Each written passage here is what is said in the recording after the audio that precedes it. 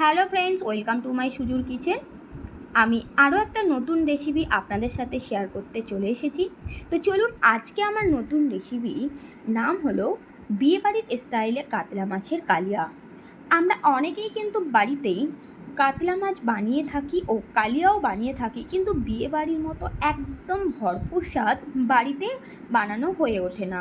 তো আজকে আমি আপনাদের সাথে শেয়ার করব, আর চলুন আপনারাও কিন্তু দেখে বাড়িতে ট্রাই করবেন। এবার দেখে নিই যে কী কী লাগছে কাতলা মাছ, আর লাগছে রসুন, লাগছে কাঁচা লঙ্কা, আদা, লাগছে পেঁয়াজ, আর লাগছে টমেটো। এগুলো আমি সব পেস্ট বানিয়ে নেব। এবার এখানে আমি 2 কিলো কাতলা মাছকে ধুয়ে পরিষ্কার করে নিয়েছি। দিয়ে দিচ্ছি হলুদ আর লবণ, আর দিয়ে দিচ্ছি তেলটা আমি এই কারণে দিলাম যাতে করে গরম তেলের মধ্যে মাছগুলো ছাড়লে পরে ছিটিয়ে তেলটা গায়ে না এসে পড়ে। এবার ননস্টিক বসিয়ে দিয়েছি, ননস্টিক গরম হয়ে গেছে। এখানে আমি দিয়ে দিয়েছি তেলটা ভালো রকম গরম হয়ে গেছে। এবার দিয়ে দিচ্ছি মাছগুলোকে ভালো করে কড়া করে কিন্তু বিয়েবাড়ির মতো করেই ভেজে নিতে হবে, নাহলে কিন্তু ভালো লাগবে না খেতে। একদম কড়া করে এরকম করে উল্টিয়ে পাল্টিয়ে ভেজে নেব। এখানে আমি আরেকটা মশলা, যেটা হচ্ছে কাজু বাদাম, আমন্ড আর পোস্ত আর সর্ষেটা আপনারা স্কিপ করতে পারেন, আমন্ড নাও দিয়ে ওর সাথে চালমগজ দিয়ে এটাকে পেস্ট বানিয়ে নিতে হবে। এবার আমার বাকি মাছগুলোও কিন্তু আমি এখানে ভালো রকম ভেজে নেব। আমার মাছগুলো কিন্তু পুরো ভাজা হয়ে গেছে। এখানে দেখতে পাচ্ছেন মাছ ভাজার তেলটা বেঁচে আছে, ওই তেলটাকে আমি অন্য একটা কড়াইতে ট্রান্সফার করে দিচ্ছি, কারণ আমার মাছের পরিমাণটা অনেক বেশি, যা ননস্টিকে হবে না। এবার মশলাগুলো দেখিয়ে দিচ্ছি।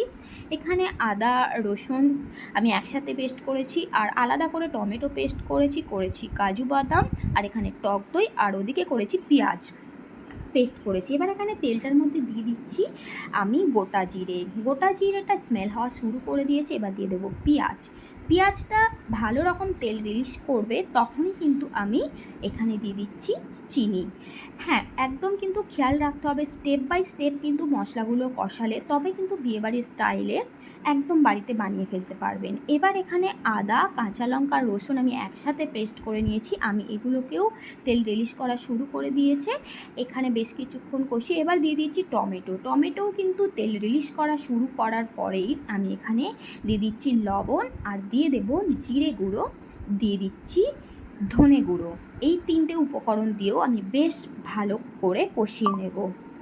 তো এখানে ভালো রকম কষিয়ে নিচ্ছি।